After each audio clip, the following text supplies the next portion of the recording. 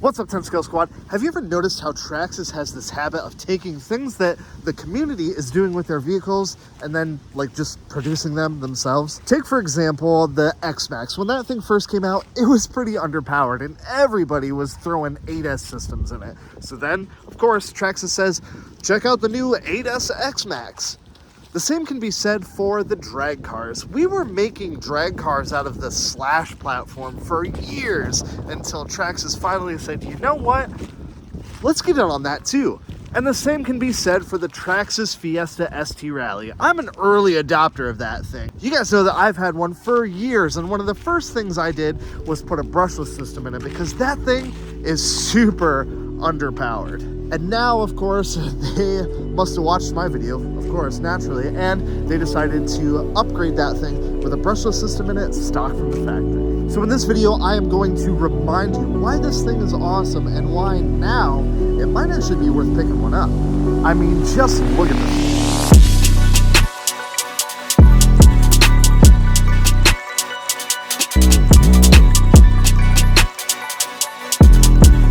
Yeah, I got a new body for it, but it's the same old Fiesta I've had for years. For all those that don't know, Traxxas calls this a 10th scale, but it's way bigger than a 10th scale touring car because it's really not. It's built on the same chassis as a four-wheel drive, low center of gravity Slash, but even next to a Slash, this thing looks giant. It really looks best next to something like a UDR, and just look at it next to a Mojave. These things look like they were meant to go tear up the desert together. Next to an Arma Felony, it looks about right, so I'd say it's a 7th scale rally car on a 10th scale short course chassis.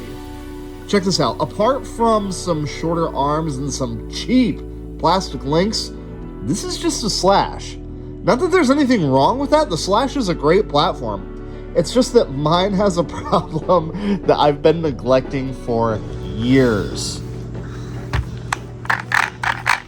Ugh, that sounds horrible. We're missing some hardware that I just discovered, and Ethan reminded me that it does not even have a receiver in it because apparently I pulled it out because of some reason. I didn't want to... I sold something? Is that right? Yeah, you sold something that had a Spectrum receiver in it, and you're like, they're not getting that. So you swapped whatever was in this, which I'm pretty sure was a Fly Sky receiver at the time, and we forgot. You gotta use the official Traxxas. That's right. Use the official Traxxas drivers. I don't remember this being like a terribly difficult thing to work on. But then you just remembered it's a Traxxas. Yeah. You know, I can kind of even remember like taking this apart to check to see that I really stripped out the spur gear immediately after replacing it. All right, it should come apart now. Should be able to split it in two. Bam. Okay. Yeah, there we go. There you can see the completely stripped and chewed spur. But it looks like it's more chewed in one spot than the other. So I'm worried that we might actually have a bent motor shaft. It doesn't look bent when we spin the motor, but I don't think so. That's looking pretty solid to me. Yeah, I don't see any movement in the gear or the shaft sticking out of the end of it. That's good. That's good. Really good. We're even using Loctite. Like, we're professionals. Right. You want to go right up until the point where you feel like it's gonna strip, and then strip it. That does not feel right. No? Yeah, see? Right there. There's something. The pinion is not moving. Maybe it's just a tight spot in the motor, because I never do any sort of maintenance with this motor. Yeah, and keep in mind, like, you know, the spur gear and the slipper clutch and this whole clutch assembly isn't attached to anything, so it'll be a lot more rigid once we get the actual back half on here. What about the pinion riding on the spur? Is it like pretty solid center in there? Oh yeah. Okay, We're cool.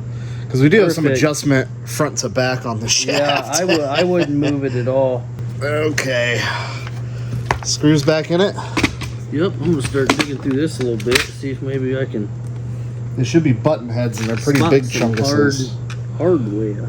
So like, this is all pretty much stock electronics. The only thing that I changed out was the motor and ESC, because oh my gosh, the brushed motor system that was in here was just nowhere near powerful enough for the car. It was pretty pathetic. But yeah, I broke this chassis in half. The chassis broke before anything else, and I did bend a shock like really early on when I got the car, so I put these atomic ones on here, and they've been fantastic ever since. Pretty budget spec shocks. Other than that, completely freaking bone stock, and it's still holding up really well. Ethan and I messed with the gearing all night, but couldn't get it to mesh as well as we wanted to. It sounded horrible, and we were worried that we were going to destroy another brand new spur gear and that we weren't really fixing the problem. After adjusting the pinion on the motor shaft, we tested it one last time and decided to call it good enough.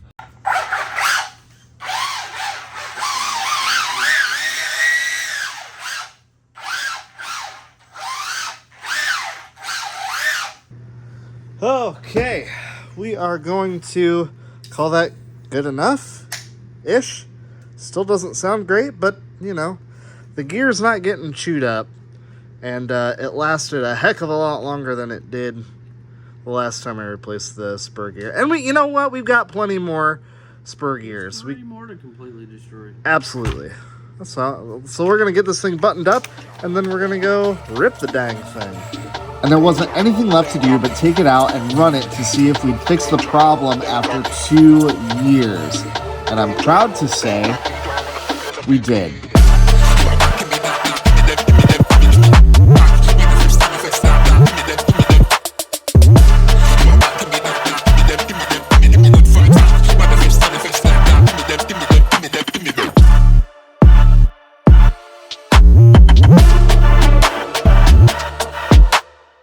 I remembered all the crazy driving characteristics of this thing and just how much of a handful it is. And it got me wondering, what is this thing for?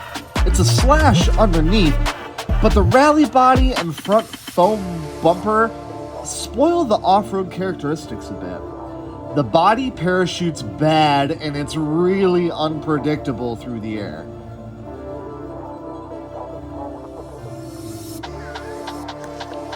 Dang, you okay? The short wheelbase makes this thing snap oversteer with less notice than Windows updates. It's pretty durable, but keep in mind all the links are plastic and the drive shaft is plastic, and it's overall pretty chintzy. Oh, there goes the wheel! Shoot. Oh, it's still going. Son of a gun. That wheel nut is gone. Oh, I hope that hex isn't completely rounded out. The hex looks okay. Let's check the wheel. Now comes the hard part, finding where that wheel went. It got some distance. That thing had some speed behind it. Anybody see it? The good news is it's the same color as all this dirt. So we should be able to find it real easy. Ha! Found the wheel. And now is as good a time as any to kind of talk about this wheel a little bit, because as you see, it is like a legit rally car pattern, and it's just a short course truck wheel. In fact, like any short course wheel and tire combination will fit on this thing. So think of your Traxxas Slash, anything like that.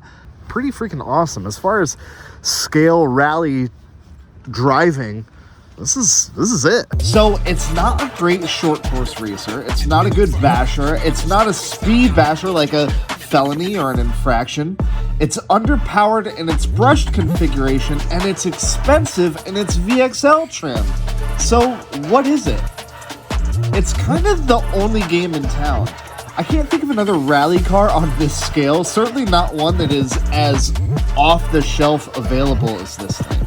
Seriously, name another rally car that isn't based on a 1/10 scale touring car. You're not going to get a Tamiya TT02 out here and do this sort of driving. It's a rally car that you can drive like a rally car, flat out over terrain that's usually reserved for trucks and livestock. So should you buy one?